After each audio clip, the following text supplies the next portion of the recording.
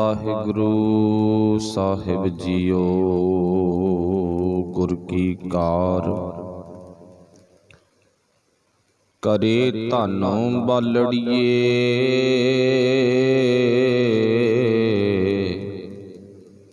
हर बर दे मलाई राम।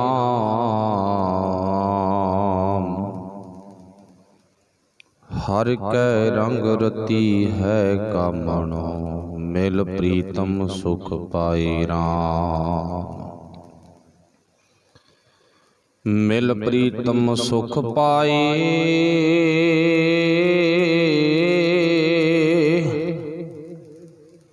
सच समाय सच बरतै सब थाई। सच्चा श्रृंगार करे दिन राती,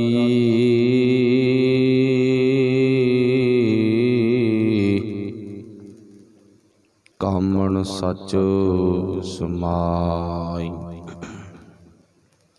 हर सुख दाता शब्द पछाता,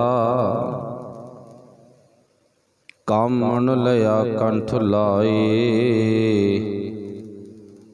नानक महली महल पछाणै, गुरमति हर पाए।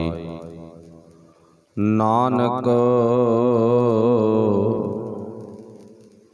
महली महल पछाण, गुरमति हर पाए।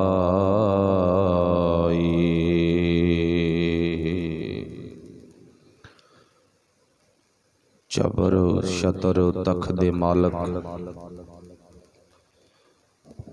साहिब श्री गुरु ग्रंथ साहिब महाराज सच्चे पातशाह जी दी पावन पवित्र हजूरी दे अंदर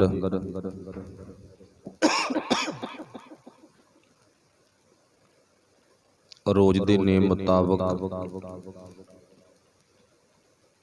जुड़ बैठे गुरु प्यारिओ, आप सारे ही बड़भागी हो जो सतगुरां दी किरपा सदका आयो सुनन पढ़न को बाणी दे महावाक अनुसार। गुरु की पावन बाणी नूं सुनन दे लई, पढ़न दे लई, समझण दे लई आपां हिम्मत करदे हां। जो शब्द गैन कीता, आओ उस शब्द नूं समझण दा यतन करिए। कथा विचार शुरू करन तो पहलां आपस विच गुरफतेह दी सांझ पाउणी। सब ने बोलना जी आखिओ वाहिगुरू जी का खालसा वाहिगुरू जी की फतेह। धन गुरु अमरदास महाराज उन्हां वल्लों उचारण कीता होया पावन शब्द जो आपां अज तीसरे बंद ते पहुंचे हां। पहले शब्द दे बोल सन, सूही महला तीजा। जुग चारे धन जे भवै बिन सतगुर, सुहागना होई सुहागण दे संबंध विच फिर पातशाह ने गल कीती सी। सतगुर सेब धन बालड़िए, हर बर पावहीं सोई राम। सतगुर नूं ध्याया कर, अपने सच्चे सतगुर दे नाल सच्चा प्यार कर। ते अज दा पावन शब्द पातशाह ने गल सुहागण दी कीती आ, गल एक बच्ची दी कीती आ, समझाया सानू आ। ते इस गल नूं आपां पूरे पूरे ध्यान दे नाल समझना। जिन्ने टाइम दे लई गुरु पातशाह जी आपां नूं बख्शिश करनगे, किरपा करनगे, उन्ने टाइम दे विच आपां गुरु की पावन बाणी नूं समझांगे। हुण पातशाह जी ने अज दे इस पावन शब्द दी विचार विच जिक्र कीता, गुर की कार करे धन वालड़िए। हुण अर्थ की बन गया भी गुरु दे दसे होए मार्ग ते चल, ओदी दसी हुई गल नूं सुन के जीवन च कमा। ਹੁਣ ਪਾਤਸ਼ਾਹ ਨੇ ਜ਼ਿਕਰ ਕੀਤਾ ਗੁਰ ਕੀ ਗੁਰੂ ਦੀ ਦੱਸੀ ਹੋਈ ਕਾਰ ਕਰੇ, ਉਹਦੇ ਵੱਲੋਂ ਜੋ ਉਪਦੇਸ਼ ਆਉਂਦਾ ਦੱਸੀ ਹੋਈ ਕਾਰ ਕਿਰਤ ਕਰ। ਧਨ ਬਾਲੜੀਏ, ਧਨ ਜੀਵ ਇਸਤਰੀ, ਬਾਲੜੀਏ ਇਹ ਜੀਵ ਇਸਤਰੀ ਗੁਰੂ ਦੀ ਦੱਸੀ ਹੋਈ ਕਾਰ ਨੂੰ ਕਰਿਆ ਕਰ। ਉਦਾਹਰਨ ਕੀ ਹੈ ਵੀ ਸਿਆਣਾ ਜਿਹੜਾ ਵੀਰ ਹੁੰਦਾ, ਕੋਈ ਸਾਡਾ ਭਾਈ, ਮਾਤਾ ਪਿਤਾ ਜਾਂ ਹੋਰ ਕੋਈ ਸਕਾ ਸੰਬੰਧੀ, ਉਹ ਘਰ ਦੇ ਵਿੱਚ ਆ ਕੇ ਹਮੇਸ਼ਾ ਇਹ ਰਹਿ ਦਿੰਦਾ ਵੀ ਭਾਈ ਆਪਣੇ ਵੱਡੇ ਵਡੇਰਿਆਂ ਦੇ ਆਖੇ ਲੱਗਿਆ ਕਰੋ। ਮਾਤਾ ਪਿਤਾ ਦੇ ਆਖੇ ਲੱਗਣਾ, ਪਤੀ ਦੀ ਗੱਲ ਨੂੰ ਧਿਆਨ ਦੇ ਨਾਲ ਸੁਣਨਾ। ਹਾਂ, ਪਤੀ ਸਿਆਣਾ ਹੋਵੇ, ਨਲਾਇਕ ਨਸ਼ਈ ਨਾ ਹੋਵੇ, ਤੇ ਬੰਦੇ ਦੇ ਘਰ ਵਿੱਚ ਕਦੇ ਕਿਸੇ ਤਰ੍ਹਾਂ ਦਾ ਕੋਈ ਦੁੱਖ ਨਹੀਂ ਆਉਂਦਾਗਾ। ਜਿੱਥੇ ਏਕਾ ਹੋਵੇ, ਇੱਕ ਦੂਜੇ ਦੀ ਗੱਲ ਨੂੰ ਸੁਣ ਕੇ ਮੰਨਿਆ ਜਾਂਦਾ ਹੋਵੇ। ਆਪਣਾ ਆਮ ਹੀ ਤਜਰਬਾ ਵੀ ਆ, ਤੇ ਜਿਹੜੇ ਸਿਆਣੇ ਨੇ ਉਹ ਆ ਕੇ ਗੱਲ ਕਹਿੰਦੇ ਵੀ ਭਾਈ ਇੱਕ ਦੂਜੇ ਦੇ ਆਖੇ ਲੱਗਿਆ ਕਰੋ। ਗੱਲ ਕੀ, ਆਪਣੇ ਪਤੀ ਦੇ ਆਖੇ ਲੱਗੇ, ਮਾਤਾ ਪਿਤਾ ਦੇ ਆਖੇ ਲੱਗਣਾ, ਦਾਦਾ ਦਾਦੀ ਦੇ ਆਖੇ ਲੱਗਣਾ। ਹੁਣ ਜਿਹੜੀ ਗੱਲ ਗੁਰੂ ਨੇ ਕਹੀ ਹੈਗੀ, ਉਹ ਸਾਨੂੰ ਇਹ ਕਿਹਾ ਵੀ ਭਾਈ ਤੂੰ ਆਪਣੇ ਗੁਰੂ ਦੇ, ਆਪਣੇ ਮਾਲਕ ਪਤੀ ਦੇ ਆਖੇ ਲੱਗਿਆ ਕਰ। ਗੁਰ ਕੀ ਕਾਰ ਕਮਾਏ, ਕਰੇ ਧਨ ਬਾਲੜੀਏ। ਹੁਣ ਪਾਤਸ਼ਾਹ ਜੀ ਫਿਰ ਕਹਿੰਦੇ ਹਰ ਵਾਰ ਦੇ ਮਲਾਏ, ਬਖਸ਼ਿਸ਼ ਹੋਣੀ ਆ ਜਦੋਂ ਤੂੰ ਆਪਣੇ ਗੁਰੂ ਦੀ ਗੱਲ ਨੂੰ ਸੁਣਨਾ ਸ਼ੁਰੂ ਕਰ ਦਿੱਤਾ। ਤੇ ਗੁਰੂ ਦੀ ਬਖਸ਼ਿਸ਼ ਕੀ ਆ, ਉਹਨੇ ਪ੍ਰਭੂ ਪਰਮਾਤਮਾ ਪਤੀ ਦੇ ਨਾਲ ਸਾਡਾ ਜੀਵ ਆਤਮਾ ਦਾ ਮਿਲਾਪ ਕਰਵਾ ਦੇਣਾ ਹੈ। ਭਾਵੇਂ ਅਸੀਂ ਆਪਣੇ ਘਰ ਦੇ ਵਿੱਚ ਕੋਈ ਕਾਰ ਕਰਦੇ ਆ, ਭਾਵੇਂ ਦੁਕਾਨਦਾਰੀ, ਭਾਵੇਂ ਕੋਈ ਕਿਸੇ ਵੀ ਤਰ੍ਹਾਂ ਦਾ ਵਿਹਾਰ ਕਰਦੇ ਆ, ਜਿਸ ਵੀ ਥਾਂ ਤੇ ਜਿਸ ਮੁਕਾਮ ਤੇ ਅਸੀਂ ਰਹਿ ਰਹੇ ਹਾਂ, ਉਸੇ ਥਾਂ ਤੇ ਰਹਿੰਦਿਆਂ ਸਾਡੇ ਤੇ ਉਸ ਅਕਾਲ ਪੁਰਖ ਵਾਹਿਗੁਰੂ ਜੀ ਦੀ ਐਸੀ ਬਖਸ਼ਿਸ਼ ਹੋਣੀ ਆ ਵੀ ਅਸੀਂ ਪ੍ਰਭੂ ਪਤੀ ਨੂੰ ਪਾ ਲਵਾਂਗੇ। ਉਹਦੀ ਕਿਰਪਾ ਐਸੀ ਮੇਰੇ ਮਾਲਕ ਦੀ ਹੋ ਜਾਣੀ ਆ। ਜਿਵੇਂ ਕਿ ਨਾ ਪਾਤਸ਼ਾਹ ਜੀ ਨੇ ਇੱਥੇ ਦੱਸ ਵੀ ਦਿੱਤਾ ਆਪਾਂ ਨੂੰ, ਹਰ ਵਾਰ, ਵਰ ਤੋਂ ਅਰਥ ਕੀ ਆ, ਭਾਵ ਉਹ ਪਤੀ ਮਾਲਕ ਪਰਮਾਤਮਾ ਸੋਹਣਾ ਵਰ। ਹੁਣ ਵਰ ਤੋਂ ਅਰਥ ਸਾਡੇ ਸਮਾਜ ਦੇ ਵਿੱਚ ਪੁੰਨ ਪਾਪ, ਇਵੇਂ ਜਿਵੇਂ ਵਰ ਸਰਾਪ ਹੈ। ਵਰ ਕਿਸੇ ਦੇ ਮੁਖੋਂ ਸੋ ਬੋਲ ਸੁਣਨੇ, ਸਰਾਪ ਕਿਸੇ ਦੇ ਮੁਖੋਂ ਅਪਸ਼ਬਦ ਬੋਲ ਸੁਣਨੇ। ਪਰ ਇੱਥੇ ਵਰ ਤੋਂ ਭਾਵ ਕੀ ਹੈ, ਪਤੀ।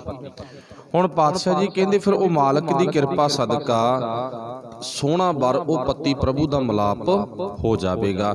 ਫਿਰ ਤੂੰ ਜਿੱਥੇ ਮਰਜ਼ੀ ਰਹਿ ਰਿਹਾਗਾ, ਕੋਈ ਇਹ ਨਹੀਂ ਵੀ ਸਪੈਸ਼ਲ ਥਾਂ ਤੇ ਜਾਣਾ ਪਊਗਾ। ਸਪੈਸ਼ਲ ਥਾਂ ਕੋਈ ਨਹੀਂ ਹੈ। ਸਪੈਸ਼ਲ ਥਾਂ ਇਹ ਸਰੀਰ ਹੀ ਹੈ। ਇਸ ਸਰੀਰ ਨੂੰ ਹਰੀ ਦਾ ਮੰਦਰ, ਜਗਤ ਨੂੰ ਹਰੀ ਦਾ ਮੰਦਰ, ਉਸ ਅਕਾਲ ਪੁਰਖ ਵਾਹਿਗੁਰੂ ਜੀ ਜਿੱਥੇ ਗੱਲ ਕੀਤੀ ਜਾਵੇ, ਸਤ ਸੰਗਤ ਜਿੱਥੇ ਗੁਰੂ ਸਨਮੁਖ ਹੈ ਸਾਡੇ, ਉਹ ਹਰੀ ਦਾ ਮੰਦਰ। ਪਾਤਸ਼ਾਹ ਜੀ ਕਹਿੰਦੇ ਫਿਰ ਤੇਰਾ ਮਿਲਾਪ ਜਿੱਥੇ ਵੀ ਤੂੰ ਹੈ, ਉੱਥੇ ਰਹਿੰਦਿਆਂ ਹੀ ਉਹ ਪ੍ਰਭੂ ਪਰਮਾਤਮਾ ਦੇ ਨਾਲ ਹੋ ਜਾਵੇਗਾ। ਸਪੈਸ਼ਲ ਕੋਈ ਕੰਨ ਪੜਵਾ ਕੇ ਨਹੀਂ, ਸਪੈਸ਼ਲ ਕੋਈ ਇੱਕ ਰੰਗ ਦੀ ਵਰਦੀ ਪਾ ਕੇ ਨਹੀਂ, ਸਪੈਸ਼ਲ ਕੋਈ ਚਲੀਸੇ ਕੱਢ ਕੇ ਨਹੀਂ, ਤੇ ਸਪੈਸ਼ਲ ਕੋਈ ਕਿਸੇ ਤਰ੍ਹਾਂ ਦਾ ਆਪਣੇ ਵੱਲੋਂ ਹੋਰ ਪੁੰਨ ਕਰਮ ਦੇ ਨਾਲ ਨਹੀਂ ਮਿਲਦਾ।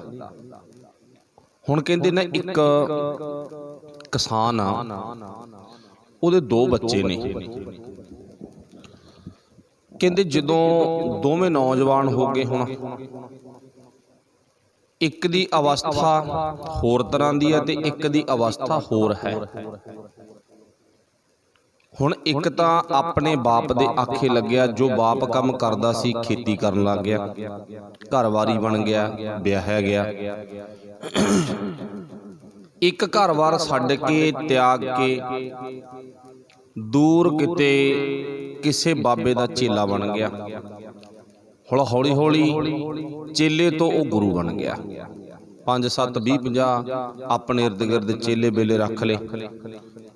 ਪਿੰਡ ਤੋਂ ਦੂਰ ਬਾਹਰ ਬਾਰ ਡੇਰਾ ਵੀ ਬਣਾ ਲਿਆ। जोगी बन बैठा।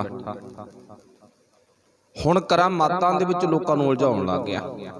वाहिगुरू भला करे भी जिहड़ी गुरमत आ ना, गुरबाणी दा प्रकाश है, इहदे अगे सच जाणिओ, जे आपां नूं 101% गुरु दी बाणी ते विश्वास है ना, कोई किसी बाबे वल्लों साडे ते करामात चल नहीं सकदी। ये सच्चाई है, क्योंकि जे करामात चलदी होवे ना ते आपां इतिहास विचों की सुणदे पढ़दे आ। कवि संतोख सिंह दा लिखिआ ना भी जदों गुरु गोबिंद सिंह महाराज माधोदास बैरागी नूं मिले ने तां उन्हां दा कर्म की सी। जो भी आउंदा जांदा उहनूं अपणीआं करामातां राहीं परेशान करना, दुख देना, उहनूं तकलीफ देनी, फिर हसना, अगले नूं दुखी करके ना, अगले नूं तकलीफ दे के फिर हसना, उहदा मजाक उड़ाउणा। पर दशमेश पिता जदों अपने गुरु प्यारिਆਂ समेत सिखां समेत उहदे डेरे विच जांदे आ ना, तां उहदी कोई करामात नहीं चली। अक्सर दशमेश पिता दी करामात कह लो, दशमेश पिता दा कौतक कह लो, ਉਹ उन्हां ते चल गया। ਉਹ ਬੰਦਾ ਬਦਲ ਗਿਆ ਜਿਹੜਾ ਡੇਰੇ ਦਾ ਮੁਖੀ ਸੀ, ਭਾਵ ਮਾਧੋਦਾਸ ਵੈਰਾਗੀ ਬੰਦਾ ਸਿੰਘ ਬਹਾਦਰ ਬਣ ਗਿਆ। ਪਰ ਗੁਰੂ ਤੇ ਉਹਦੀ ਕਰਾਮਾਤ ਨਹੀਂ ਚੱਲੀ। ਗੁਰੂ ਤੇ ਭਾਵ ਉਹਦਾ ਕੋਈ ਵੀ ਕਿਸੇ ਤਰ੍ਹਾਂ ਦਾ ਬਰਸਰਾਪ ਨਹੀਂ ਚੱਲਿਆ। ਹੁਣ ਇੱਥੋਂ ਜਦੋਂ ਉਹ ਵੀਰ ਦੂਰ ਜਾ ਕੇ ਜੋਗੀ ਬਣ ਬੈਠਾ ਤੇ ਇੱਧਰ ਉਹ ਕਿਸਾਨ ਦਾ ਪੁੱਤ ਖੇਤੀ ਕਰਨ ਲੱਗ ਗਿਆ, ਵਿਆਹਿਆ ਗਿਆ। ਸਮਾਂ ਪਾ ਕੇ ਲੋਕ ਜਾਣ ਲੱਗੇ ਤੇ ਲੋਕਾਂ ਨੇ ਘਰੇ ਆ ਕੇ ਦੱਸਿਆ, ਕਹਿੰਦੇ ਸੀ ਦੇਖ ਤੇਰਾ ਵੱਡਾ ਭਰਾ ਹੈਗਾ, ਬੜੀ ਸੋਹਣੀ ਜ਼ਿੰਦਗੀ ਜਿਉਂਦਾ ਹੈਗਾ, ਬੜੀਆਂ ਕਰਾਮਾਤਾਂ, ਬੜੇ ਸਰਾਪ, ਬੜੇ ਪੁੰਨ, ਬੜੇ ਉਹ ਵਰ ਦਿੰਦਾ ਹੈਗਾ, ਤੂੰ ਵੀ ਵਗ ਚੱਲ, ਤੇਰੀ ਜ਼ਿੰਦਗੀ ਦਾ ਸੁਧਾਰ ਹੋ ਜਾਊਗਾ। ਹੁਣ ਜਿਹੜਾ ਖੇਤੀ ਕਰਨ ਵਾਲਾ ਸੀ ਉਹ ਕਹਿੰਦਾ ਕੋਈ ਗੱਲ ਨਹੀਂ, ਮੇਰੀ ਵਾਹਿਗੁਰੂ ਨਾਲ ਸਿੱਧੀ ਬਣਦੀ ਆ, ਮੈਨੂੰ ਕੋਈ ਲੋੜ ਨਹੀਂ ਹੈ। ਉਹ ਕਹਿੰਦੇ ਨਹੀਂ ਯਾਰ ਤੂੰ ਭਗਤਾ ਚੱਲ, ਬਥੇਰੀ ਉਹ ਚੇਲੇ ਵੇਲੇ ਰੱਖਦਾ ਗਾ, ਇਦਾਂ ਦਾ ਉਹਦਾ ਜੀਵਨ ਬਣ ਗਿਆ। ਹੁਣ ਜਦੋਂ ਚਲੋ ਮੰਨ ਲਓ ਵੀ ਲੋਕਾਂ ਦੇ ਕਹਿਣ ਤੇ ਉਹ ਭਰਾ ਖੇਤੀ ਕਰਨ ਵਾਲਾ ਉਹਦੇ ਕੋਲੇ ਵਗ ਗਿਆ। ਜਦੋਂ ਚਲਾ ਗਿਆ ਨਾ ਤੇ ਅੱਗੋਂ ਉਹ ਜਿਹੜਾ ਜੋਗੀ ਬਣਿਆ ਵਾ ਉਹਦਾ ਭਰਾ ਉਹ ਸਮਝਾਉਣ ਲੱਗ ਗਿਆ, ਕਹਿੰਦਾ ਉਹੀ ਧੱਕੇ ਖਾਈ ਜਾਂਦਾ, ਕਹਿੰਦਾ ਕੀ ਮਿਲਦਾ ਕਹਿੰਦਾ ਤੈਨੂੰ, ਐਵੇਂ 5-7 ਪਰਿਵਾਰ ਦੇ ਮੈਂਬਰ ਨੇ, ਉਹਨਾਂ ਦੀ ਸਾਂਭ ਸੰਭਾਲ ਕਰਨੀ ਪੈਂਦੀ ਆ, ਬੱਚੇ ਨੇ ਉਹਨਾਂ ਦੀ ਸੰਭਾਲ ਕਰਨੀ ਪੈਂਦੀ ਆ, ਪਤਨੀ ਉਹਨਾਂ ਦੀ ਸੰਭਾਲ ਕਰਨੀ ਪੈਂਦੀ ਆ, ਤੇ ਤੇਰੀ ਸਾਰੀ ਜ਼ਿੰਦਗੀ ਬੇਅਰਥ ਲੰਘ ਜੂ ਤੇ ਤੈਨੂੰ ਪਰਮਾਤਮਾ ਦੀ ਪ੍ਰਾਪਤੀ ਨਹੀਂ ਹੋਣੀ, ਰੱਬ ਜੀ ਦੀ ਪ੍ਰਾਪਤੀ ਨਹੀਂ ਹੋਣੀ। ਉਹ ਕਹਿੰਦਾ ਭਰਾ ਮੇਰਿਆ ਇਹ ਤਾਂ ਵਾਹਿਗੁਰੂ ਜਾਣਦਾ, ਮਾਲਕ ਦੀ ਪ੍ਰਾਪਤੀ, ਰੱਬ ਦੀ ਪ੍ਰਾਪਤੀ ਤੈਨੂੰ ਆ ਜਾਂ ਮੈਨੂੰ ਆ, ਇਹ ਤਾਂ ਪਰਮਾਤਮਾ ਜਾਣਦਾ ਗਾ। ਜਿਹੜੀ ਗੱਲ ਇੱਥੇ ਗੁਰੂ ਸਾਹਿਬ ਨੇ ਜ਼ਿਕਰ ਕੀਤਾ ਨਾ, ਗੁਰ ਕੀ ਕਾਰ ਕਮਾਏ ਕਰੇ ਧਨ ਵਾਲੜੀਏ, ਹਰ ਵਰ ਦੇ ਮਲਾਏ, ਮੈਨੂੰ ਸੋਹਣਾ ਪਤੀ ਮਿਲ ਗਿਆ, ਉਹ ਕਿਹੜਾ ਪਰਮਾਤਮਾ, ਤੇ ਉਹ ਪਰਮਾਤਮਾ ਨੇ ਮੇਰੇ ਤੇ ਬਖਸ਼ਿਸ਼ ਕੀਤੀ ਆ। ਉਹ ਕਹਿੰਦਾ ਵੀ ਜਿਹੋ ਜਿਹਾ ਭਾਈ ਤੈਨੂੰ ਮੈਂ ਜੀਵਨ ਦਿੱਤਾ ਨਾ, ਇਹ ਜੀਵਨ ਦੇ ਵਿੱਚ ਤੂੰ ਤਾਂ ਸੰਤੁਸ਼ਟ ਰਹਿ ਸਕਦਾ, ਤਾਂ ਤੂੰ ਭਾਵ ਸੋਹਣੇ ਜੀਵਨ ਵਾਲਾ ਬਣ ਸਕਦਾ ਜੇ ਤੂੰ ਗੁਰੂ ਦੇ ਆਖੇ ਲੱਗੇਗਾ ਤਾਂ। ਮੈਂ ਕਹਿੰਦਾ ਗੁਰੂ ਦੇ ਆਖੇ ਲੱਗ ਕੇ ਚੱਲ ਰਿਹਾ। ਉਹ ਕਹਿੰਦਾ ਕਮਾਲ ਦੀ ਗੱਲ ਆ, ਕਹਿੰਦਾ ਮੈਂ ਵੱਡਾ, ਲੋਕ ਵੀ ਕਹਿੰਦੇ ਤੂੰ ਇਹਦੇ ਨਾਲ ਅੜਨਾ ਹੀ ਵੱਡਾ ਹੀ ਆ ਭਾਈ, ਇਹ ਜੋਗੀ ਆ ਨਾ ਵੱਡਾ, ਘਰ-ਬਾਰ ਛੱਡਦਾ ਨਹੀਂ, ਵਿਆਹ ਨਹੀਂ ਕਰਵਾਇਆ ਜਾਂ ਜੋ ਬਾ ਜਿਹੇ ਜੀ ਭਾਵਨਾ। ਹੁਣ ਕਹਿੰਦਾ ਚੰਗਾ ਫਿਰ ਤੂੰ ਆਪਣੀ ਕਰਾਮਾਤ ਵਿਖਾ, ਲੋਕ ਕਹਿੰਦੇ ਆਪਣੇ ਭਰਾ ਨੂੰ। ਹੁਣ ਕਹਿੰਦੇ ਉਹਨੇ ਆਪਣੀ, ਚਲੋ ਮੰਨ ਲਓ ਕੋਈ ਮਾੜੀ ਮੋਟੀ ਜੇ ਹੈ, ਵੈਸੇ ਹੈ ਹੀ ਨਹੀਂ, ਉਹ ਇੱਕ ਕਹਾਣੀ ਦੇ ਮੁਤਾਬਕ ਨਾ ਦੂਰ ਡੰਡਾ ਵਗਾ ਕੇ ਸੁੱਟ ਦਿੱਤਾ, ਆਪਣੇ ਵੱਲੋਂ ਮੰਤਰ ਪੜ੍ਹਨੇ ਸ਼ੁਰੂ ਕੀਤੇ, ਕਹਿੰਦੇ ਡੰਡਾ ਕੋਲ ਆ ਗਿਆ। ਇੱਕ ਉਦਾਹਰਨ ਸਾਨੂੰ ਸਮਝਾਉਣ ਵਾਸਤੇ। ਹੁਣ ਜਿਹੜਾ ਕਿਸਾਨ ਭਰਾ ਸੀ ਉਹ ਕਹਿੰਦਾ ਤਾਂ ਕੋਈ ਬਾਹਲੀ ਵੱਡੀ ਗੱਲ ਨਹੀਂ, ਕਹਿੰਦਾ ਤਾਂ ਮੈਂ ਵੀ ਮੰਗਵਾ ਸਕਦਾ ਡੰਡਾ ਕੋਲੇ। ਉਹਨੇ ਵੀ ਡੰਡਾ ਦੂਰ ਵਗਾ ਕੇ ਮਾਰਿਆ, ਕਹਿੰਦਾ ਮੰਗਾ। ਉਹਨੇ ਆਪਣਾ ਨਿਆਣਾ ਤੋਰ ਦਿੱਤਾ, ਕਹਿੰਦਾ ਜਾ ਪੁੱਤ ਚੱਕ ਲਿਆ। ਹੁਣ ਉਹਨੇ ਆਪਣੀ ਕਿਸੇ ਕਰਾਮਾਤ ਰਾਹੀਂ ਡੰਡਾ ਮੰਗਾਇਆ, ਉਹਨੇ ਨਿਆਣੇ ਨੂੰ ਭੇਜ ਕੇ ਮੰਗਾ ਲਿਆ। ਕਹਿੰਦਾ ਗੱਲ ਤਾਂ ਸੇਮ ਹੀ ਹੈ ਨਾ, ਤੂੰ ਇਉਂ ਮੰਗਾ ਲਿਆ ਤੇ ਮੈਂ ਇਉਂ ਮੰਗਾ ਲਿਆ, ਗੱਲ ਤਾਂ ਬਰੋਬਰ ਹੀ ਆ, ਕੋਈ ਫਰਕ ਨਹੀਂ ਹੈ। ਪਰ ਜਿਹੜੀ ਅਸਲੀ ਗੱਲ ਆ ਨਾ, ਅਸਲੀ ਗੱਲ ਕੀ ਆ, ਉਹ ਇਹੀ ਆ ਕਿ ਆਪਣੇ ਘਰ-ਬਾਰ ਵਿੱਚ ਰਹਿਣਾ, ਆਪ ਵੀ ਰੱਜ ਕੇ ਖਾਣਾ ਤੇ ਹੋਰਾਂ ਨੂੰ ਵੀ ਖਵਾਉਣਾ, ਇਹ ਸਭ ਤੋਂ ਵੱਡੀ ਸੋਹਣੀ ਗੱਲ ਆ ਗਈ। ਜਦੋਂ ਇਦਾਂ ਦਾ ਉਪਦੇਸ਼ ਗੁਰੂ ਦੀ ਮੱਤ ਮੁਤਾਬਕ ਉਹ ਖੇਤੀ ਕਰਨ ਵਾਲੇ ਵੀਰ ਨੇ ਦਿੱਤਾ ਨਾ, ਅਕਸਰ ਜੋਗੀ ਨੂੰ ਉਹ ਗੁਰੂ ਵੱਲੋਂ ਦਿੱਤਾ ਹੋਇਆ ਗ੍ਰਸਤੀ ਪਰਿਵਾਰ ਵਿੱਚ ਰਹਿਣ ਵਾਲੇ ਵੀਰ ਨੇ ਉਪਦੇਸ਼ ਉਹਦੇ ਪੈਰਾਂ ਵਿੱਚ ਡਿੱਗਣਾ ਪੈ ਗਿਆ। ਮੰਨਣਾ ਪੈ ਗਿਆ ਵੀ ਮੈਂ ਛੋਟਾ, ਮੇਰੀ ਕੋਈ ਕਰਾਮਾਤ ਪਾਵਰ ਨਹੀਂ ਰੱਖਦੀ, ਅਸਲ ਦੇ ਵਿੱਚ ਤੇਰੀ ਹੀ ਕਰਾਮਾਤ, ਤੇਰੇ ਹੀ ਕੌਤਕ ਵੱਡੇ ਨੇ, ਤੂੰ ਕਿੰਨਿਆਂ ਦੇ ਮੂੰਹ ਵਿੱਚ ਪਾ ਰਿਹਾਗਾ। ਤੈਨੂੰ ਸੋਹਣੇ ਪ੍ਰਮਾਤਮਾ ਦਾ ਮਿਲਾਪ ਹੋਇਆ। ਸੋਹਣੇ ਪ੍ਰਮਾਤਮਾ ਦਾ ਮਿਲਾਪ ਕਿਵੇਂ? ਜੋ ਆਪਾਂ ਗੁਰੂ ਕੀ ਪਾਵਨ ਬਾਣੀ ਵਿੱਚੋਂ ਪੜ੍ਹਦੇ ਹਾਂ ਨਾ, ਪਰਿਵਾਰ ਹੈ, ਮਾਤਾ ਪਿਤਾ ਨੇ, ਬੱਚੇ ਬੱਚੀਆਂ ਨੇ, ਜੋ ਵੀ ਹੈ। ਰਮਈਆ ਕੇ ਗੁਣ ਚੇਤ ਪੁਰਾਨੀ, ਕਵਨ ਮੂਲ ਤੇ ਕਵਨ ਦ੍ਰਿਸ਼ਟਾਨੀ। ਫਿਰ ਤੂੰ ਆਪਣੇ ਮੂਲ ਵੱਲ ਤੱਕ, ਤੂੰ ਆਪਣੇ ਘਰ ਵਿੱਚ ਰਹਿੰਦਿਆਂ ਮੂਲ ਵੱਲ ਤੱਕ ਕੇ ਚੱਲ ਰਿਹਾਗਾ। ਇਸੇ ਕਰਕੇ ਹੀ ਪਾਤਸ਼ਾਹ ਨੇ ਇੱਥੇ ਜ਼ਿਕਰ ਕੀਤਾ, ਕਹਿੰਦੇ ਐ ਭਾਈ, ਕਹਿੰਦੇ ਤੂੰ ਕਿਸ ਵੀ ਮੁਕਾਮ ਤੇ ਹੋਵੇਂ, ਪਰ ਤੇਰੀ ਜੇ ਕਿਰਤ, ਤੇਰਾ ਸੁਭਾਅ, ਤੇਰਾ ਅੰਦਰ ਦਾ ਭਾਵ ਨੇਚਰ ਆ ਜਿਹੜਾ ਉਹ ਵਧੀਆ ਹੋਵੇ ਨਾ, ਬਸ ਤੇਰੇ ਤੇ ਵਾਹਿਗੁਰੂ ਦੀ ਕਿਰਪਾ ਹੀ ਹੈ। ਉਹਦੀ ਸਪੈਸ਼ਲ ਕਿਸੇ ਜੋਗੀ ਤੇ, ਸਪੈਸ਼ਲ ਕਿਤੇ ਸਰੇਵੜੇ ਤੇ, ਸਪੈਸ਼ਲ ਵੈਰਾਗੀ ਤੇ, ਸਪੈਸ਼ਲ ਉਦਾਸੀ ਤੇ, ਇਦਾਂ ਉਹਦੀ ਕੋਈ ਕਿਰਪਾ ਨਹੀਂ ਬਖਸ਼ਦੀ। ਭਾਵ ਉਹ ਵਾਹਿਗੁਰੂ ਪਰਮਾਤਮਾ ਦਾ ਕਰਮ ਦੇਖਦਾ। ਇਹੀ ਸੁਭਾਅ ਪਤੀ ਤੇ ਪਤਨੀ ਦੇ ਜੀਵਨ ਵਿੱਚ ਉਦਾਹਰਨਾ, ਪਤੀ ਆਪਣੀ ਪਤਨੀ ਦੇ ਕਰਮ ਵੇਖਦਾ ਹੈਗਾ। ਇੱਥੇ ਗੱਲ ਇੱਕ ਬੱਚੀ ਦੇ ਰਾਹੀਂ ਕੀਤੀ ਆ, ਗੁਰ ਕੀ ਕਾਰ ਕਰੇ ਧਨ ਵੱਲੜੀਏ, ਗੁਰੂ ਦੀ ਦੱਸੀ ਹੋਈ ਕਾਰ ਕਰਿਆ ਕਰ, ਤਾਂ ਤੂੰ ਇਹ ਵੱਲੜੀਏ ਖੁਸ਼ੀ ਮਹਿਸੂਸ ਕਰ ਸਕਦੀ ਹੈ। ਹਰ ਕੈ ਰੰਗ ਰਤੀ ਹੈ ਕਾਮਣ, ਮਿਲ ਪ੍ਰੀਤਮ ਸੁਖ ਪਾਏ ਰਾਮ।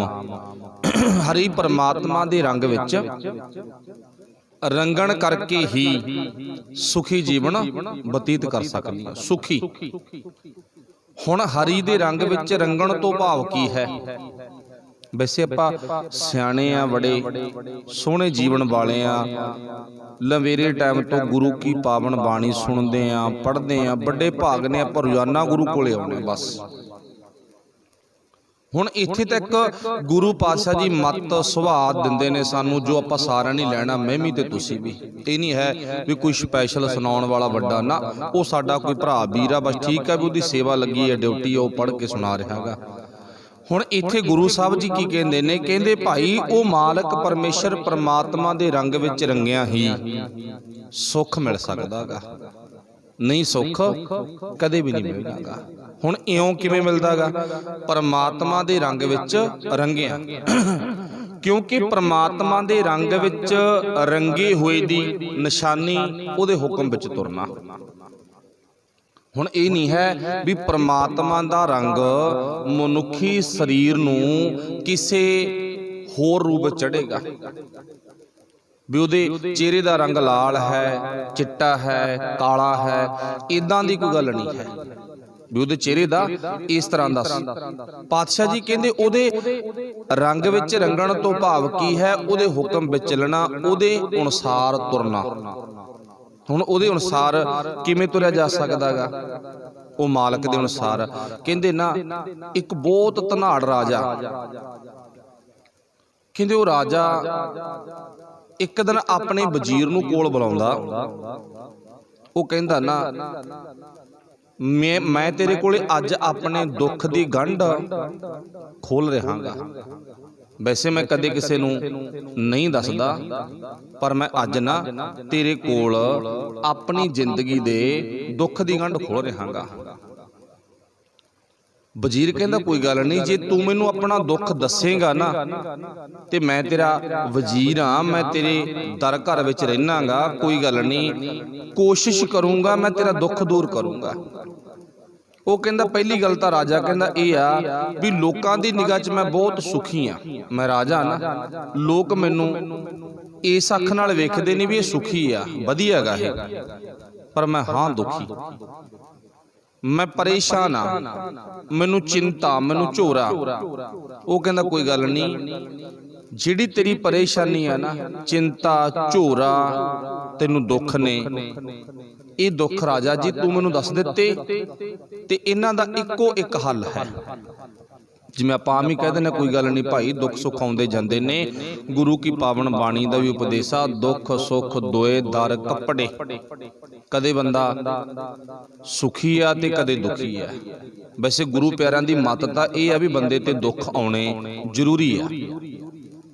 ਇਹ ਗੱਲ ਨਹੀਂ ਵੀ ਦੁੱਖ ਨਾ ਆਉਣ, ਗੁਰੂ ਪਿਆਰੇ ਤਾਂ ਦੁੱਖ ਮੰਗ ਕੇ ਲੈਂਦੇ ਨੇ ਵੀ ਕੋਈ ਗੱਲ ਨਹੀਂ ਵਾਹਿਗੁਰੂ, ਜਿਵੇਂ ਤੈਨੂੰ ਚੰਗਾ ਲੱਗਦਾ ਨਾ ਵੀ ਸਾਨੂੰ ਦੁੱਖ ਜ਼ਰੂਰ ਦੇਈ। ਦੁੱਖ ਆਉਣਗੇ, ਮੁਸ਼ਕਲਾਂ ਆਉਣਗੀਆਂ ਤੇ ਬੰਦਾ ਸੁਚੇਤ ਰਹਿੰਦਾ ਗਾ। ਮੁਸ਼ਕਲਾਂ ਨਾ ਆਉਣ ਤੇ ਬੰਦਾ ਸੁਚੇਤ ਨਹੀਂ ਹੁੰਦਾ ਗਾ। ਇਸੇ ਕਰਕੇ ਗੁਰੂ ਪਿਆਰੇ ਤਾਂ ਦੁੱਖ ਦੇ ਵਿੱਚ ਘਬਰਾਉਂਦੇ ਨਹੀਂ ਹਨ। ਉਹ ਤਾਂ ਕਹਿੰਦੇ ਕੋਈ ਗੱਲ ਨਹੀਂ, ਫਿਰ ਕੀ ਹੋ ਗਿਆ। ਉਹ ਇੱਕ ਦੂਜੇ ਨੂੰ ਇਹੀ ਰਹਿ ਦਿੰਦੇ ਨੇ, ਭਾਈ ਪ੍ਰਭੂ ਪਰਮਾਤਮਾ ਨੂੰ ਚੇਤੇ ਰੱਖ, ਰੱਬ ਰੱਬ ਕਰਿਆ ਕਰ, ਰਾਮ ਰਾਮ ਖੁਦਾ ਅੱਲਾ ਭਗਵਾਨ, ਹੈ ਨਾ। ਹੁਣ ਵਜ਼ੀਰ ਕਹਿੰਦਾ ਤੂੰ ਰਾਮ ਰਾਮ ਜਪਿਆ ਕਰ। ਉਹ ਕਹਿੰਦਾ ਇਉਂ ਨਹੀਂ, ਮੈਨੂੰ ਕਿਸੇ ਨਾਲ ਰੱਬੀ ਪਿਆਰੇ ਨਾਲ ਮਿਲਾ, ਰੱਬੀ ਰੂਹ ਨਾਲ ਮਿਲਾ। ਦੇਖ ਮੈਂ ਤਾਂ ਕਿਸੇ ਨੂੰ ਬੁਲਾ ਨਹੀਂ ਸਕਦਾ। ਕਿਉਂ ਨਹੀਂ ਬੁਲਾ ਸਕਦਾ? ਕਿਉਂਕਿ ਮੈਂ ਰਾਜਾ। ਜੇ ਮੈਂ ਕਿਸੇ ਨੂੰ ਬੁਲਾਉਂਗਾ ਨਾ ਤੇ ਬਹੁਤ ਵੱਡੇ ਮੇਰੇ ਗੁੱਝੇ ਭੇਦ ਨੇ, ਮੇਰਾ ਪਰਦਾ ਖੁੱਲ ਜਾਊਗਾ। ਹੁਣ ਵਜ਼ੀਰ ਕਹਿੰਦਾ ਚਲੋ ਕੋਈ ਨਾ, ਮੈਂ ਕੋਸ਼ਿਸ਼ ਕਰਦਾ ਵੀ ਮੈਂ ਗੁਪਤ ਤੌਰ ਤੇ ਤੇਰੇ ਕੋਲੇ ਜਿਹੜਾ ਪਰਮਾਤਮਾ ਦਾ ਰੰਗ ਰਤੜਾ ਪ੍ਰੇਮੀ ਹੈ ਨਾ, ਉਹਨੂੰ ਲੈ ਕੇ ਆਉਂਗਾ। ਹੁਣ ਰਾਜੇ ਦੇ ਭਾਵ ਅੰਦਰ ਨੂੰ ਸਕੂਨ ਦੇਣ ਦੇ ਲਈ ਕਿਸੇ ਰੱਬੀ ਰੂਹ ਕੋਲੇ ਚਲਾ ਗਿਆ ਵਜ਼ੀਰ। ਚੇਤਾ ਰੱਖਿਓ, ਦੁਨੀਆ ਦੇ ਵਿੱਚ 22 ਮੰਜੀਆਂ ਲਾਉਣ ਵਾਲੇ, 22 ਨੂੰ ਅੱਗੇ ਵਧਾ ਲਓ, 2200, 22000, 22 ਲੱਖ, ਅੱਜ ਤਾਂ ਕਰੋੜਾਂ 'ਚ ਹੀ ਨੇ ਮੰਜੀਆਂ। ਦੁਕਾਨਾਂ ਬੜੀਆਂ ਪਈਆਂ। ਉਹ ਕਹਿੰਦਾ ਨਹੀਂ, ਤੇਰੇ ਦੁੱਖਾਂ ਦੀ ਦਵਾਈ ਮੇਰੇ ਕੋਲ ਹੀ ਆ, ਹੋਰ ਨਹੀਂ ਕਿਤੇ ਹੈ। ਦੂਜਾ ਕਹਿੰਦਾ ਨਹੀਂ ਨਹੀਂ ਮੇਰੇ ਕੋਲੇ ਆ, ਤੂੰ ਮੇਰੇ ਕੋਲੇ ਆ ਜਾ। ਤੀਜਾ ਕਹਿੰਦਾ ਨਹੀਂ ਜੀ ਮੇਰੇ ਕੋਲੇ ਆ ਜਾ। ਕੁਛ ਆਪਾਂ ਵੀ ਇਦਾਂ ਚੱਕਰ 'ਚ ਪੈ ਜਾਂਦੇ ਆ ਵੀ ਇਹ ਨਹੀਂ ਫਲਾਨਾ ਬਾਬਾ ਨਾ ਸਾਡਾ ਦੁੱਖ ਦੂਰ ਕਰ ਸਕਦਾ, ਪਰ ਨਹੀਂ। ਕੋਈ ਰੱਬ ਦਾ ਪਿਆਰਾ ਸਾਨੂੰ ਵਿਧੀ ਤਾਂ ਦੱਸ ਸਕਦਾ, ਤਰੀਕਾ ਤਾਂ ਦੱਸ ਸਕਦਾ ਹੈਗਾ ਵੀ ਭਾਈ ਜੇ ਤੂੰ ਸੁਖੀ ਰਹਿਣਾ ਨਾ ਤੇ ਆਹ ਗੁਰੂ ਦੀ ਮੱਤ ਲੈ, ਤੇ ਗੁਰੂ ਦੀ ਮੱਤ ਲੈ ਕੇ ਇਉਂ ਜ਼ਿੰਦਗੀ ਜਿਉਆ ਕਰ। ਇਹ ਤਾਂ ਜੱਚ ਗਈ ਗੱਲ। ਤੇ ਜੇ ਕੋਈ ਸਾਨੂੰ ਉਲਝਾਉਂਦਾ, ਉਹ ਚੇਤਾ ਰੱਖਿਓ ਵੀ ਉਹ 22 ਮੰਜੀਆਂ ਵਾਲਿਆਂ ਦੇ ਵਿੱਚੋਂ ਆ ਗਿਆ। ਉਹ ਕੋਈ ਭੇਖੀ ਆ, ਉਹ ਕੋਈ ਕਰਮਕਾਂਡੀ ਆ, ਉਹ ਕੋਈ ਪਖੰਡੀ ਆ, ਉਹ ਕੋਈ ਗੁਰੂ ਦਾ ਸ਼ਰੀਕ ਆ, ਉਹ ਨਹੀਂ ਹੈ। ਹੁਣ ਇੱਥੇ ਵਜ਼ੀਰ ਨੇ ਰੰਗ ਰਤੜੇ ਨੂੰ ਇੱਕ ਆਪਣੀ ਗੱਲਬਾਤ ਦੱਸੀ ਵੀ ਐਂ ਗੱਲ ਆ ਗਈ। ਉਹ ਕਹਿੰਦਾ ਕੋਈ ਗੱਲ ਨਹੀਂ, ਰਾਜੇ ਦਾ ਦੁੱਖ ਦੂਰ ਕਰਨਾ ਨਾ ਮੇਰਾ 2 ਮਿੰਟਾਂ ਦਾ ਹੀ ਕੰਮ ਆ। ਵਜ਼ੀਰ ਵੀ ਹੈਰਾਨ, ਕਹਿੰਦਾ ਬਿਮਾਰੀਆਂ ਮੈਂ ਖਾਸੀਆਂ ਦੱਸਦੀਆਂ ਤੈਨੂੰ। ਉਹ ਚਿੰਤਾ 'ਚ ਆ, ਉਹਨੂੰ ਡਿਪਰੈਸ਼ਨ ਬਹੁਤ ਆ, ਉਹ ਝੋਰੇ 'ਚ ਆ, ਉਹ ਬਹੁਤ ਜ਼ਿਆਦਾ ਦੁਖੀ ਆ, ਪਰੇਸ਼ਾਨ ਆ। ਹੁਣ ਬਿਮਾਰੀਆਂ ਤਾਂ ਕਾਫੀ ਦੱਸਦੀਆਂ ਨਾ, ਤੇ ਤੂੰ ਇਲਾਜ 2 ਮਿੰਟਾਂ ਦੀ ਦੱਸਦਾ ਵੀ 2 ਮਿੰਟਾਂ ਦੀ ਇਲਾਜ ਆ, 2 ਮਿੰਟਾਂ 'ਚ ਇਲਾਜ ਕਿਵੇਂ ਹੋ ਸਕਦਾ? ਉਹ ਕਹਿੰਦਾ ਕੋਈ ਗੱਲ ਨਹੀਂ, ਗੁਰੂ ਕਿਰਪਾ ਕਰੇ, ਰੱਬ ਦੇ ਭਾਣੇ 'ਚ ਆਪਾਂ ਰਹਿਣ ਵਾਲੇ ਆ, ਉਹਦਾ ਇਲਾਜ ਸੱਚਮੁੱਚ ਥੋੜੇ ਟਾਈਮ 'ਚ ਹੀ ਹੋ ਜੂ, ਬਹੁਤਾ ਟਾਈਮ ਨਹੀਂ ਲੱਗਦਾ ਗਾ।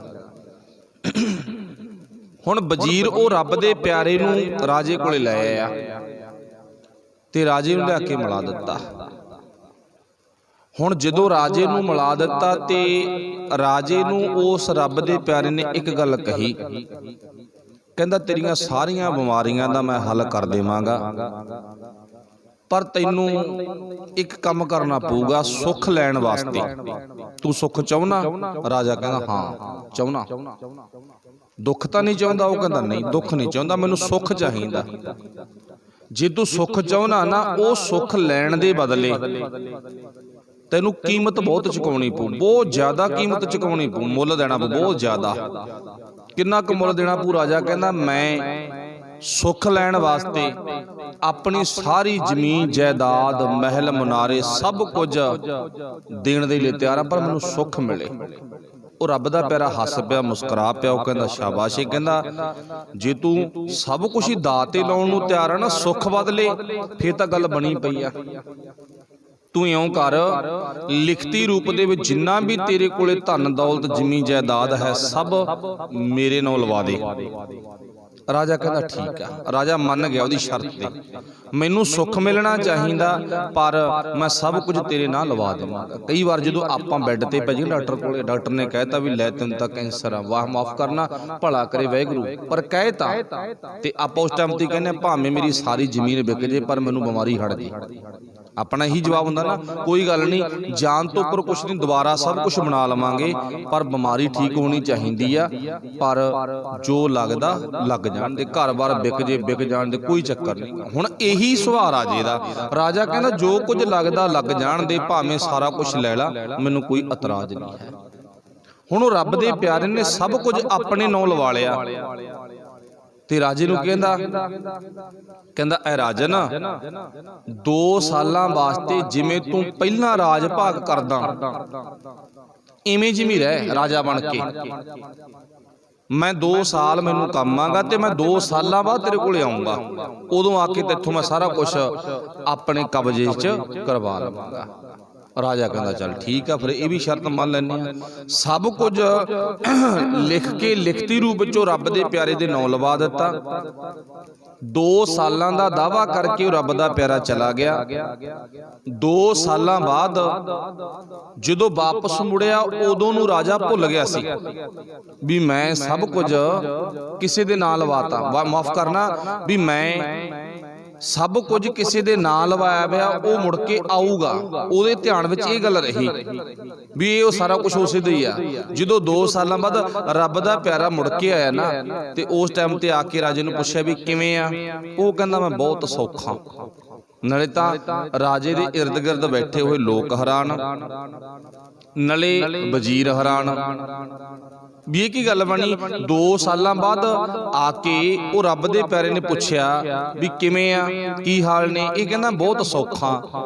ਹੁਣ ਲੋਕ ਇਸ ਗੱਲ ਦੇ ਰਾਜ ਨੂੰ ਸਮਝ ਨਹੀਂ ਸਕੇ ਵੀ ਕੋਈ ਦਵਾਈ ਨਹੀਂ ਦਿੱਤੀ, ਕੋਈ ਮੰਤਰ ਨਹੀਂ ਦਿੱਤਾ, ਕੋਈ ਕਿਸੇ ਤਰ੍ਹਾਂ ਦਾ ਹੋਰ ਤਰੀਕਾ ਨਹੀਂ ਵਰਤਿਆ ਵੀ ਜਿਹਦੇ ਨਾਲ ਇਹ ਰਾਜੇ ਨੂੰ ਘੋਲ ਕੇ ਪਿਆਤਾ ਤੇ ਰਾਜਾ ਠੀਕ ਹੋ ਗਿਆ, ਸੁੱਖ ਮਿਲ ਗਿਆ। ਇਹਦਾ ਕਾਰਨ ਕੀ ਆ? ਰਾਜੇ ਨੂੰ ਤੂੰ ਪੁੱਛ ਲਿਆ, ਰਾਜਾ ਕਹਿੰਦਾ ਮੈਂ ਬਹੁਤ ਖੁਸ਼ ਹਾਂ ਤੇ ਬਹੁਤ ਸੌਖਾ ਹਾਂ। ਕਾਰਨ ਕੀ ਆ? ਬਸ ਇੱਥੇ ਉਹ ਰੱਬ ਦਾ ਪਿਆਰਾ ਕਹਿੰਦਾ ਕਾਰਨ ਇੱਕੋ ਹੀ ਆ। ਰਾਜੇ ਨੂੰ ਪੁੱਛ ਲਓ, ਆਪਾਂ ਮੈਂ ਨਹੀਂ ਦੱਸਣਾਗਾ।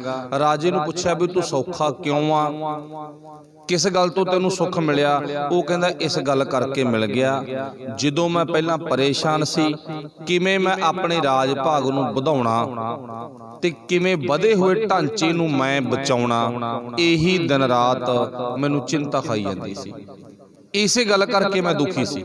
ਕਿਵੇਂ ਤਾਂ ਮੈਂ ਆਪਣੀ ਪ੍ਰਾਪਰਟੀ ਵਧਾਉਣੀ ਆ ਤੇ ਕਿਵੇਂ ਵਧੀ ਹੋਈ ਪ੍ਰਾਪਰਟੀ ਨੂੰ ਮੈਂ ਬਚਾ ਕੇ ਰੱਖਣਾ, ਕੋਈ ਖੋ ਕੇ ਵੀ ਨਾ ਲੈ ਜੇ, ਕੋਈ ਚੋਰ ਆ ਕੇ ਚੋਰੀ ਵੀ ਨਾ ਕਰਕੇ ਲੈ ਜੇ। ਪਹਿਲਾਂ ਮੈਨੂੰ ਫਿਕਰ ਇਸ ਗੱਲ ਦੀ ਸੀ ਤੇ ਹੁਣ ਕਹਿੰਦਾ ਮੈਨੂੰ ਫਿਕਰ ਹੈ ਹੀ ਨਹੀਂ। ਕਿਉਂ ਨਹੀਂ ਹੈ?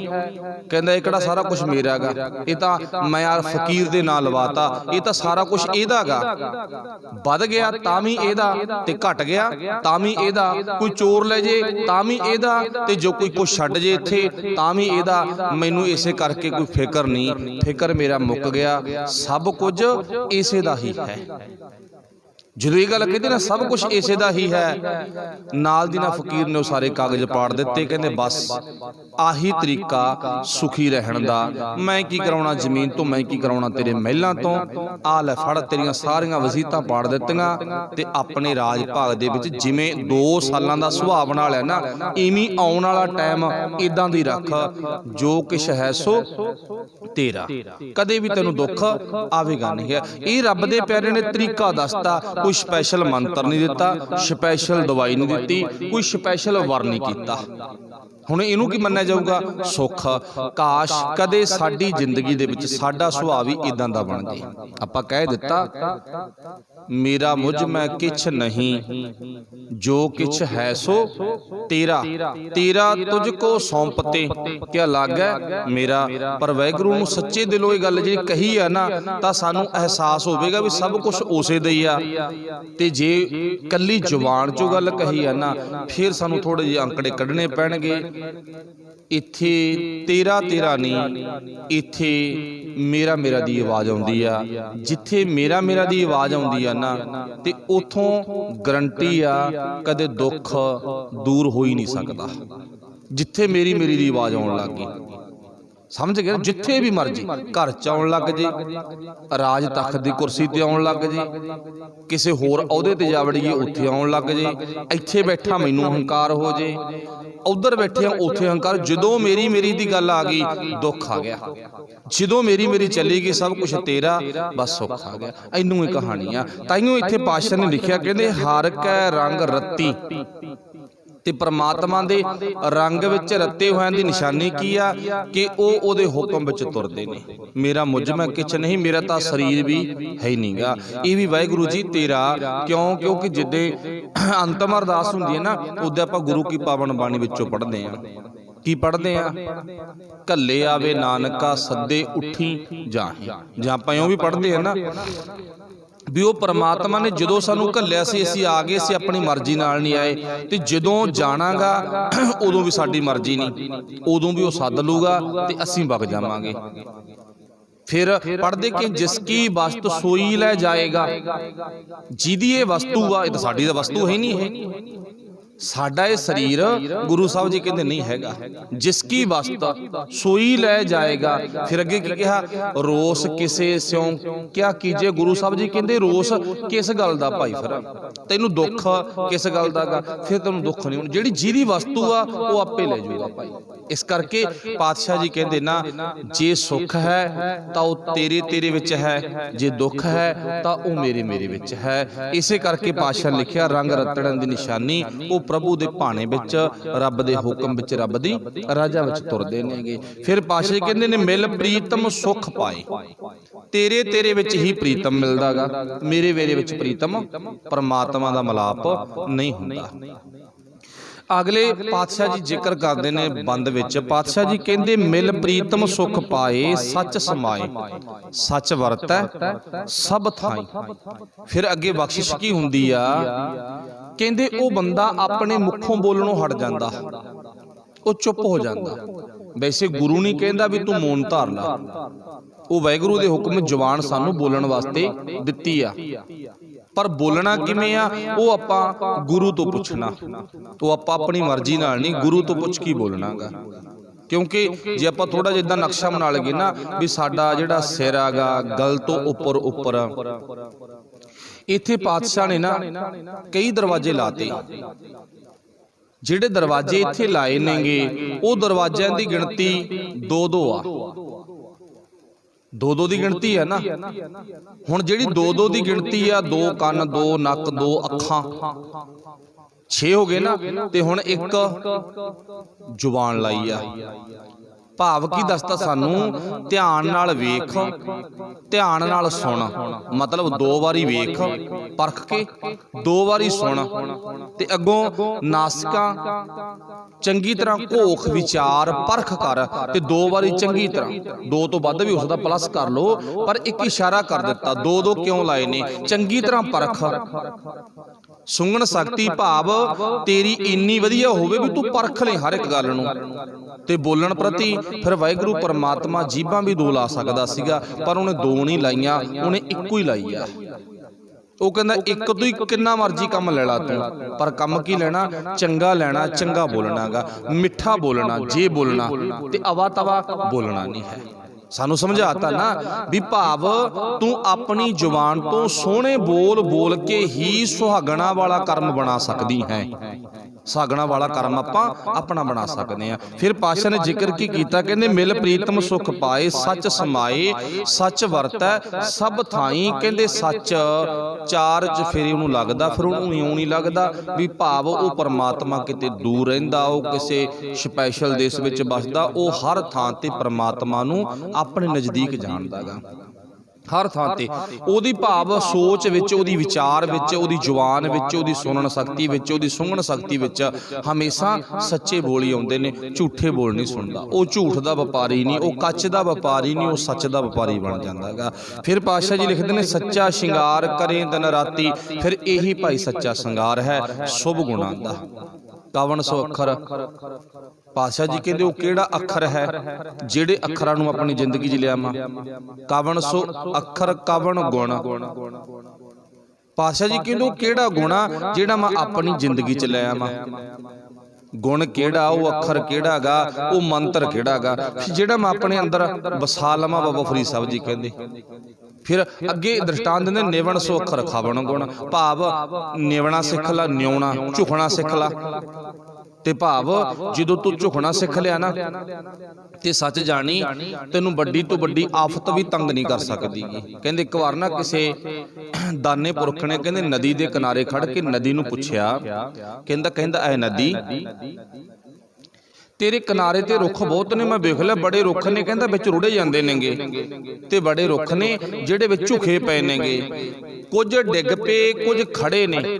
ਜਿਹੜੇ ਖੜੇ ਨੇ ਤੇ ਜਿਹੜੇ ਡਿੱਗੇ ਨੇ ਉਹਨਾਂ ਬਾਰੇ ਮੈਨੂੰ ਦੱਸ ਦੇ। ਕਹਿੰਦੇ ਨਦੀ ਨੇ ਅੱਗੋਂ ਬੋਲ ਕੇ ਦੱਸਿਆ, ਨਦੀ ਕਹਿੰਦੀ ਨਾ ਜਿਹੜੇ ਆਕੜ 'ਚ ਸਿੱਧੇ ਖੜੇ ਰਹਿੰਦੇ ਨੇ ਉਹ ਡਿੱਗ ਪੈਂਦੇ ਨੇ, ਤੇ ਜਿਹੜੇ ਨਿਉ ਜਾਂਦੇ ਨੇ ਉਹਨਾਂ ਤੋਂ ਮੈਂ ਪਾਸਾ ਵੱਟ ਲੈਂਦੀ ਆ। ਉਦਾਹਰਨ ਕੀ ਆ ਵੀ ਜਿਹਦੀ ਜੜ ਦੂਰ ਆ ਉਹ ਨਿਉ ਕੇ ਨਦੀ ਦੇ ਵਿੱਚ ਆ ਗਈ, ਪਾਣੀ ਨੂੰ ਪੈ ਗਈ ਠੱਲ ਪੈ ਗਈ ਤੇ ਹੁਣ ਮਿੱਟੀ ਖੁਰਨੋਂ ਹਟ ਗਈ, ਉਹ ਕਾਇਮ ਖੜੇ ਨੇ। ਆਪਾਂ ਨਦੀ ਕੋਲੇ ਜਾ ਕੇ ਨਕਸ਼ਾ ਦੇਖ ਸਕਦੇ ਆ ਇਹ। ਤੇ ਜਿਹੜੇ ਹੁਣ ਆਪਣੇ ਆਪ ਨੂੰ ਸਿੱਧਾ ਰੱਖੀ ਖੜੇ ਨੇ ਉਹਦੀ ਜੜ ਪਾਣੀ ਨੇ ਖੋਰਤੀ, ਉਹ ਵਿੱਚ ਡਿੱਗ ਪਏ, ਰੁੜ ਗਏ। ਸੱਚ ਜਾਣਿਓ ਉਹ ਨਦੀ ਦੇ ਨਾਲ ਮੁਲਾਕਾਤ ਉਹ ਸਾਡੀ ਆ, ਭਾਵ ਇਹ ਸੰਸਾਰ ਰੂਪੀ ਨਦੀ ਆ।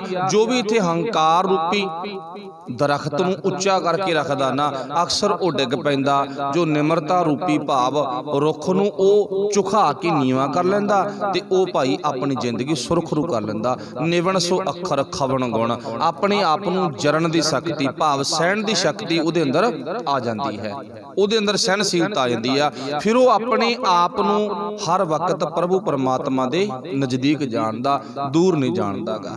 ਜਿਹਨੂੰ ਆਪਣੇ ਕਰਮ ਇੰਦਰੀ ਗਿਆਨ ਇੰਦਰੀਆਂ ਨੂੰ ਵਰਤਣ ਦਾ ਢੰਗ ਆ ਗਿਆ। ਕੰਨਾਂ ਨਾਲ ਕੀ ਸੁਣਨਾ, ਜ਼ੁਬਾਨ ਨਾਲ ਕਿਵੇਂ ਬੋਲਣਾ, ਅੱਖਾਂ ਨਾਲ ਕੀ ਵੇਖਣਾ ਤੇ ਨਾਸਕਾਂ ਨਾਲ ਕਿਵੇਂ ਮੈਂ ਪਰਖ ਕਰਨੀ ਹੈ, ਜਿਹਨੂੰ ਇਹ ਤਰੀਕਾ ਗੇੜ ਆ ਗਿਆ।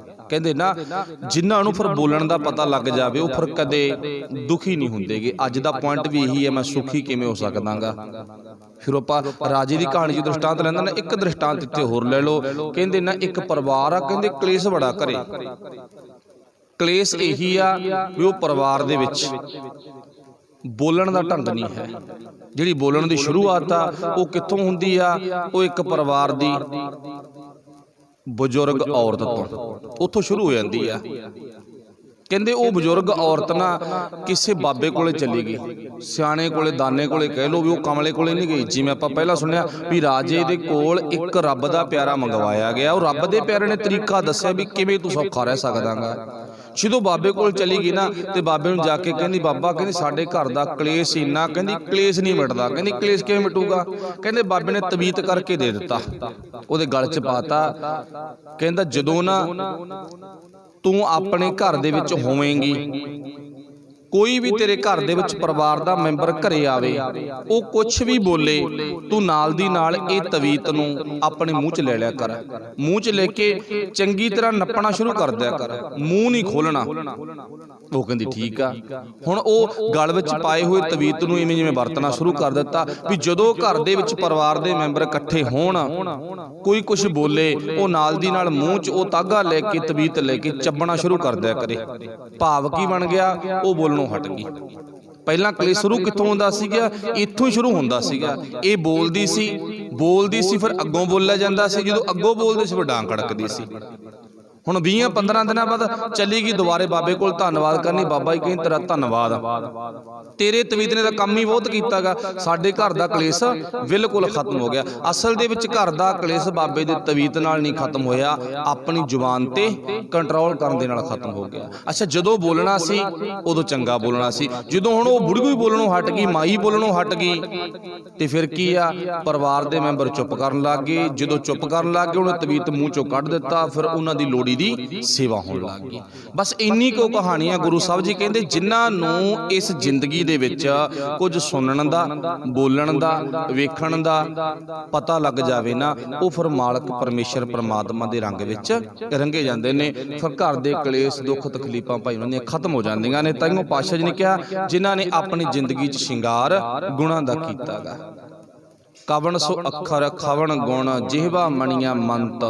ਕਿਹੜਾ ਉਹ ਗੁਣ ਹੈ ਜਿਹੜੇ ਗੁਣ ਸਦਕਾ ਮੈਂ ਆਪਣੀ ਜ਼ਿੰਦਗੀ ਨੂੰ ਸੁਰਖਰੂ ਬਣਾ ਸਕਾਂ? ਫਿਰ ਪਾਤਸ਼ਾਹ ਜੀ ਕਹਿੰਦੇ ਹਰ ਸੁਖ ਦਾਤਾ ਸ਼ਬਦ ਪਸਾਤਾ, ਕਾਮਣ ਲੀਆ ਰੰਗ ਲਾਏ। ਫਿਰ ਹਰ ਸੁਖ ਦਾਤਾ ਹਰੀ ਪਰਮਾਤਮਾ ਵੱਲੋਂ ਮਿਲਿਆ ਹੋਇਆ ਸੁੱਖ ਹੀ ਸਾਨੂੰ ਅਸਲੀ ਕਾਮਣੀਆਂ ਬਣਾ ਸਕਦਾ, ਅਸਲੀ ਭਾਵ ਸੁਹਾਗਣਾ ਬਣਾ ਸਕਦਾ ਹੈ। ਕੰਠ ਲਾਏ, ਅਸੀਂ ਹਮੇਸ਼ਾ ਉਹ ਵਾਹਿਗੁਰੂ ਪਾਤਸ਼ਾਹ ਜੀ ਦੇ ਬੋਲਾਂ ਨੂੰ ਆਪਣੇ ਗਲੇ ਦੇ ਵਿੱਚ ਪਰੋ ਕੇ ਰੱਖਣਾਗਾ। ਲਾਸਟ ਵਿੱਚ ਪਾਤਸ਼ਾਹ ਜੀ ਕਹਿੰਦੇ ਨਾਨਕ ਮਹਿਲੀ ਮਹਿਲ ਪਛਾਣੈ, ਗੁਰਮਤੀ ਰੰਗ ਲਾਏ। ਜਿਸ ਭਾਵ ਮਹਿਲੀ ਮਹਿਲ ਪਛਾਣੈ, ਔਰਤ ਨੇ ਆਪਣੇ ਪਤੀ ਨੂੰ ਪਛਾਣ ਲਿਆ, ਫਿਰ ਉਹਨਾਂ ਦੀ ਜ਼ਿੰਦਗੀ ਵਿੱਚ ਸੱਚਾ ਰੰਗ ਚੜ ਜਾਂਦਾ ਹੈ। ਉਹ ਭਾਈ ਸਦਾ ਉਹ ਮਾਲਕ ਦੇ ਹੁਕਮ ਵਿੱਚ ਰਹਿਣਾ ਸਿੱਖ ਜਾਂਦੇ ਨੇ। ਸੱਚਾ ਰੰਗ ਕੀ ਹੈ? ਪਰਮਾਤਮਾ ਦੇ ਹੁਕਮ ਵਿੱਚ ਤੁਰਨਾ। ਇੱਥੋਂ ਤੱਕ ਵਿਚਾਰ ਸਮਾਪਤ ਹੈ। ਬੋਲਦਿਆਂ ਤੋਂ ਅੱਖਰ ਵੱਧ ਘਟ ਰਹਿ ਜਾਂਦਾ। ਗੁਰੂ ਤੇ ਗੁਰੂ ਕੀ ਸੰਗਤ ਬਖਸ਼ਣ। ਜੋਗ ਸਭ ਦਾ ਧੰਨਵਾਦ। ਹੋਈਆਂ ਭੁੱਲਾਂ ਦੀ ਖਿਮਾ ਵਾਹਿਗੁਰੂ ਜੀ ਕਾ ਖਾਲਸਾ ਵਾਹਿਗੁਰੂ ਜੀ ਕੀ ਫਤਿਹ।